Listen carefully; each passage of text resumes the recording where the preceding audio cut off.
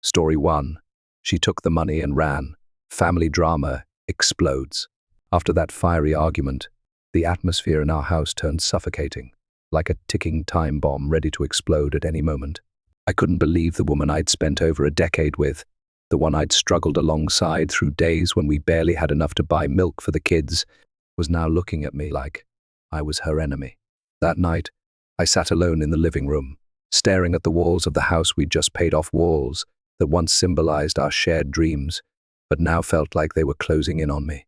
The kids were asleep upstairs, blissfully unaware that their parents' marriage was crumbling faster than a house of cards in a storm.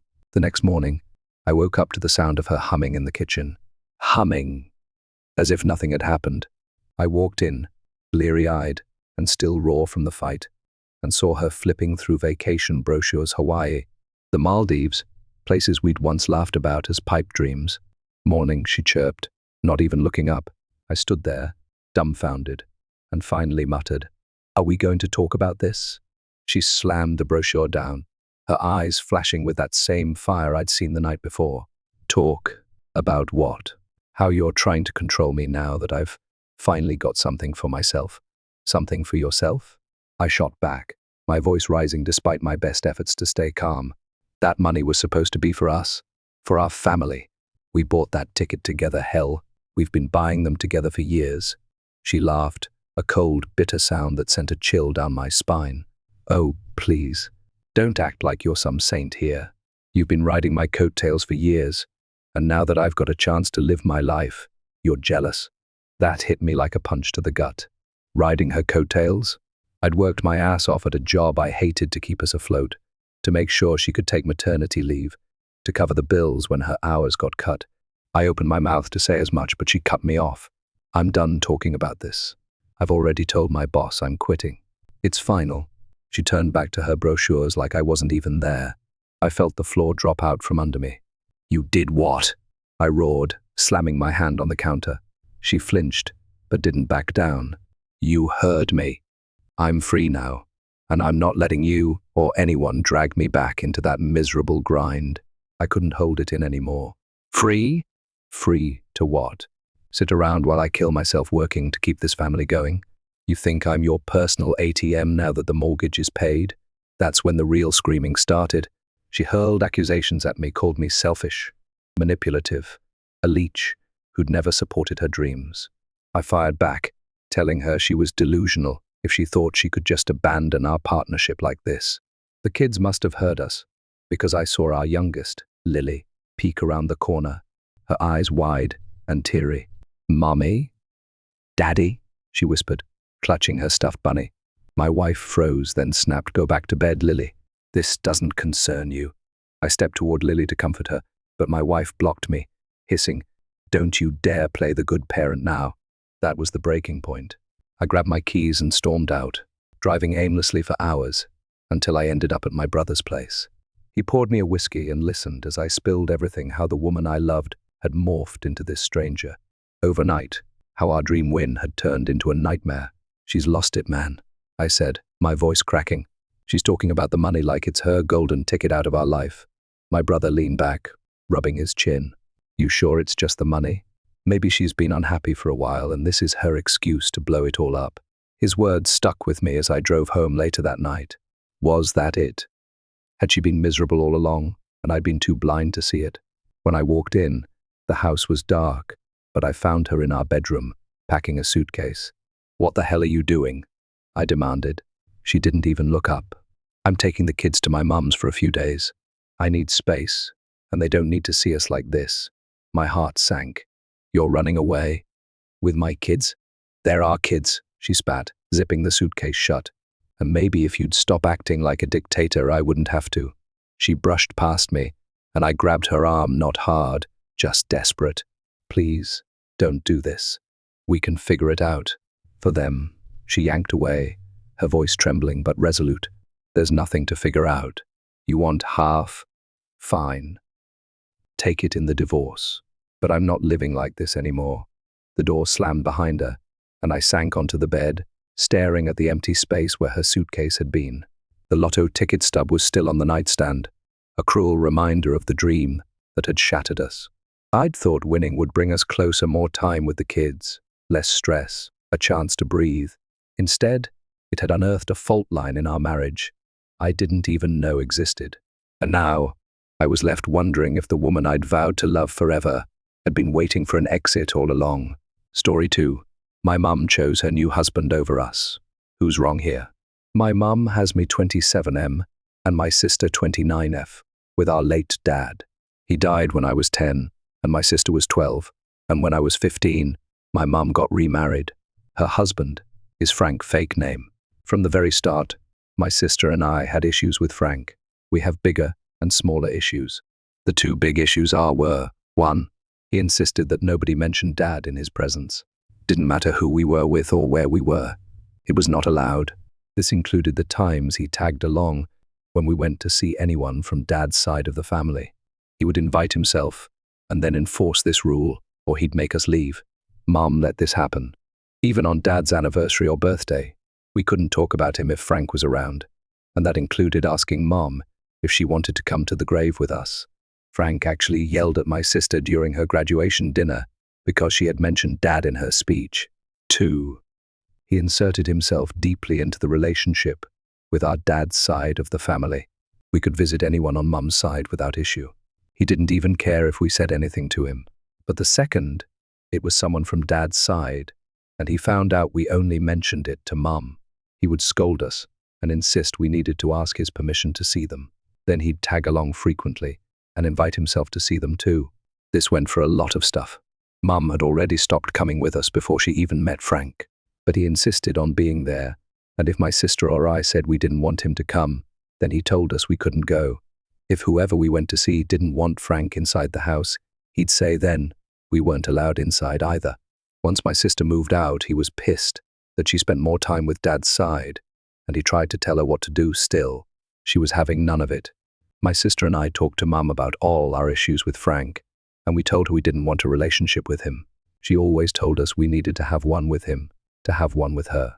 We took her at her word, and my sister stopped talking to her, and once I moved out, so did I. We stopped going to see her, or spending holidays with her and Frank.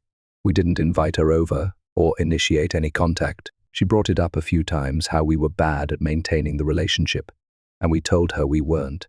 We just weren't maintaining it, but she ignored us. She tried to come and see us a few times. We told her, no Frank, so she never came.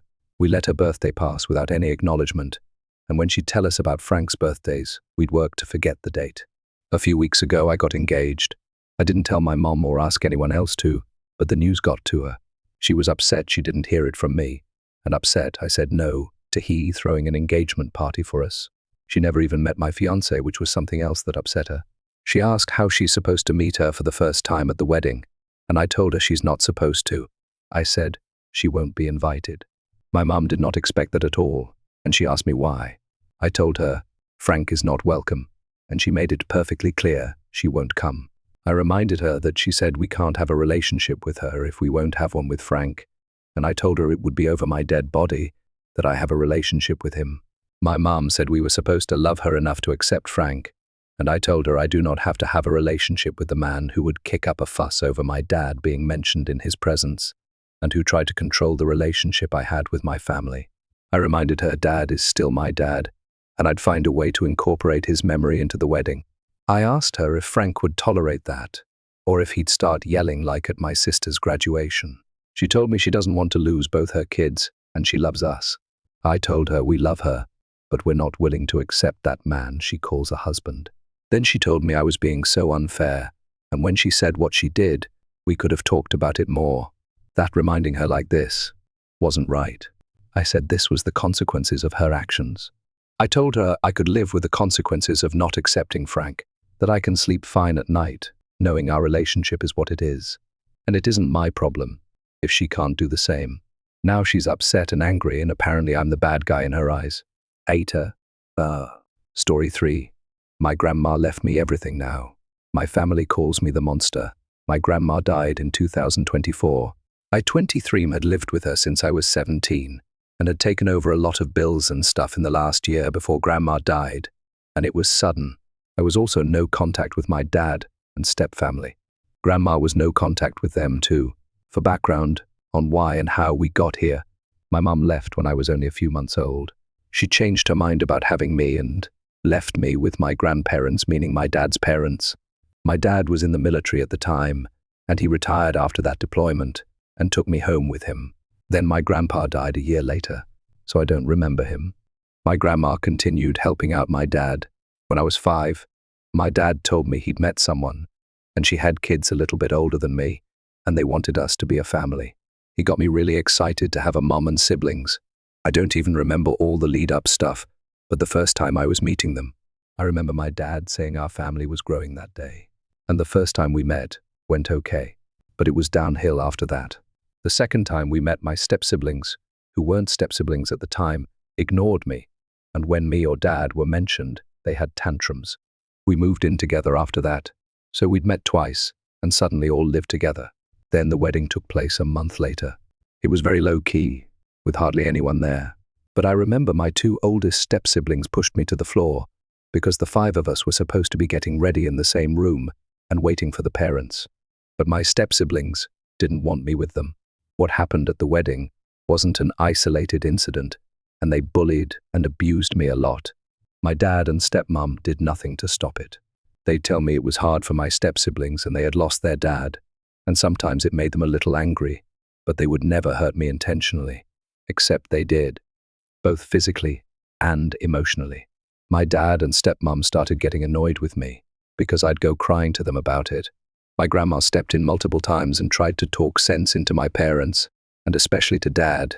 He told her he had met the love of his life and wouldn't end the marriage for anyone. She pointed out that I needed him and had no one else. He said that was bullshit, and I had a mum now. Grandma said I would never in equal to or before the older kids who were my stepmom's bio kids. Dad said that's just how it works. Grandma said not with him apparently, which Dad resented. Grandma tried to take me more to make up for it, but my dad and stepmom protested and refused to allow it because it meant excluding my step-siblings. Meanwhile, my step-siblings would tell me if I couldn't live with Grandma, it was sad. My mum didn't get rid of me before she left Dad. My grandma actually called CPS on my stepfamily, and that didn't actually result in being no contact, which still surprises me. Nothing was done by CPS despite them saying my dad and stepmom needed parenting classes and warning if I kept getting hurt I'd be removed. They made the threat but did not follow through. Then came a day where we were all at Grandma's house. I was 11 at the time, and my step-siblings would have been 13, 14, 16 and 17, and one of them shoved me really hard because I wanted to sit in the only free chair, and it was next to them. Grandma went off on them, which set my stepmom off. Then Dad defended his wife and stepkids, and it all came to a stop because Grandma called my step-siblings little monsters who shouldn't be allowed around other kids because they liked beating them up. Grandma refused to apologize, and as my dad and stepmom were forcing us all to leave, which meant forcing me to leave, Grandma said they were all monsters, and she told Dad he was not coming back from that moment. My dad and stepmom stopped me from seeing Grandma for years.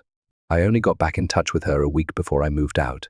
They called the police and tried to drag me back and accused my grandma of abusing my step-siblings, but I got to stay, and no charges came from any of the accusations. Back to today. When Grandma died, she had a strong will in place. She left my dad $100. That was the minimum she could leave him, so he couldn't sue for the rest, which she gave to me. I got Grandma's house, which was my dad's childhood family home. I got the rest of her money, her and Grandpa's sentimental possessions, and she had some investments too. My dad tried to go after it, saying as her only child he should get everything but her will stopped it. She left nothing to his wife or her kids. So then they started contacting me, at first through lawyers and then on socials, saying I should be dividing it evenly and giving Dad what he deserves, then shaming me for accepting it when she excluded my siblings. My dad even tried coming to the house to talk, and when he started to shame me for accepting it, when she disrespected our family, I told him she was right, and they were all monsters, and that they didn't deserve anything. I only made him more mad, and saying that is what I'm mostly questioning, because I feel like I made my life harder. So ate her,